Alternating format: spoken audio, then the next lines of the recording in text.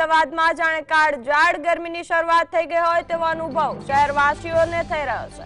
તે જ હવામાન વિભાગે રાજ્યમાં હીટવેવ સાથે અંગ દજાડતી ગરમી પડશે તેવી આગાહી કરી છે। સોમવારે અમદાવાદ, વડોદરા અને બનાસકાંઠામાં હીટવેવ અનુભવાશે, જે બાદ મંગળવારે અમરેલી, ભાવનગર, બોટાદ, સુરેન્દ્રનગર અને રાજકોટમાં હીટવેવની આગાહી કરવામાં આવી છે। ઉત્તર પૂર્વના ગરમ પવનો ફૂંકાતા ગરમીનું જોર વધશે।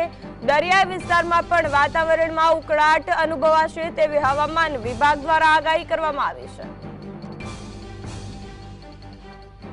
उसमें जो है 2 से 3 डिग्री की जो है अधिकतम तापमान में पूरे गुजरात में जो है हमें बढ़त देखने को मिलेगी। साथ ही साथ इस बढ़त की वजह से जो है गुजरात के कुछ हिस्सों में हमें जो है हीट वेव देखने को मिल सकता है, जिसमें अगर हम बात करें डे 1 के लिए, तो डे 1 के लिए अगर हम देखेंगे तो उसमें सौराष्ट्र कच्छ में जो है राजकोट और कच्छ जो एरियाज हैं जहाँ पे हीट वेव जो है देखने को मिल सकता है और तापमान जो है 40 डिग्री के आसपास